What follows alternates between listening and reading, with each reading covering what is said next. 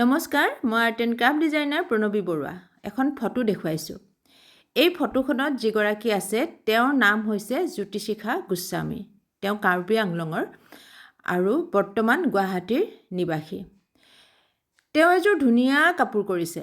কাপোৰযোৰ প্ৰথমতে মই আপোনালোকক দেখুৱাই দিছোঁ আৰু তেওঁ সৰস্বতী পূজাৰ দিনা কাপোৰযোৰ পিন্ধিছেও। পিন্ধা ফটো মোলৈ দিছিলে, মই তেওঁক ভিডিঅ'টো খুজি আনিলোঁ। ভিডিঅ'টো বনাই দিলে মোক।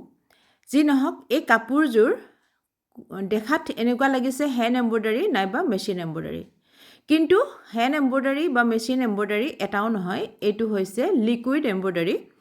আৰু এই লিকুইড এম্ব্ৰইডাৰীৰ প্ৰশিক্ষণ তেখেতে মোৰ তাত লৈছিলে। তেখেত যেতিয়া গুৱাহাটীত পঢ়ি আছিলে সেই সময়তে মোৰ প্ৰশিক্ষণ কেন্দ্ৰলৈ আহি কেইবাটাও বিষয়ৰ ওপৰত প্ৰশিক্ষণ লৈছিলে। আৰু তেওঁ হেনো এতিয়া মোক কোৱা মতে বহুত ধুনীয়া কিছুমান, ধুনীয়া বুলি কোৱা নাই, কিন্তু তেওঁ কাম কৰি আছে। ঘৰৰ যিবিলাক সজোৱা বস্তু, ঘৰখন সজাই পৰাই ৰাখিবৰ কাৰণে যিখিনি প্ৰয়োজন, সেই গোটেইবোৰ যিহেতু শিকিছিলে সেইবোৰ কৰি আছে। ধুনীয়াকৈ সজাই পৰাই ৰাখিছে ঘৰখন, আৰু মেখেলা চাদৰো কৰি আছে।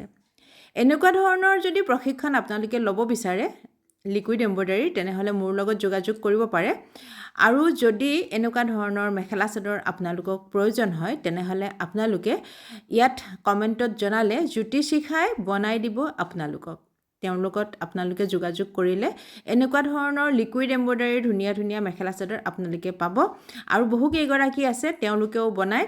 যি নহওক, এইযোৰ মই আপোনালোকক দেখুৱালোঁ। আটাইতকৈ ভাল লগা মোৰ কাপোৰযোৰ। মই বহুত বেছি ভাল পাইছোঁ। জ্যোতিশিখাক মই বহুত ফোনত কথা পাতিছোঁ, মোৰ খুব ভাল লাগিছে। ইমান ধুনীয়া কাম কৰিছে, ইমান ধৈৰ্য সহকাৰে।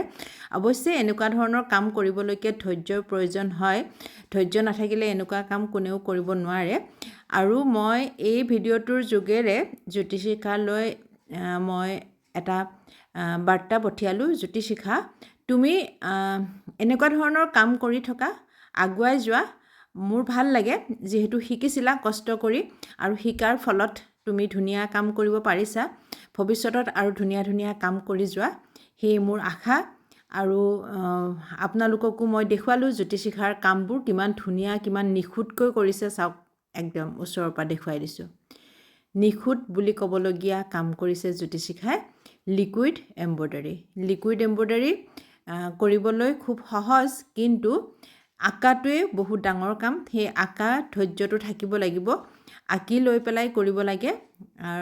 মই বহুত আঁকি নোলোৱা কামো শিকাওঁ অৱশ্যে, কিন্তু লিকুইড এম্ব্ৰইডাৰী কৰিব লাগিলে আঁকিবই লাগিব। আৰু ইমান নিখুঁতকৈ আঁকিছে, নিখুঁতকৈ আঁকি কামটো কৰিছে।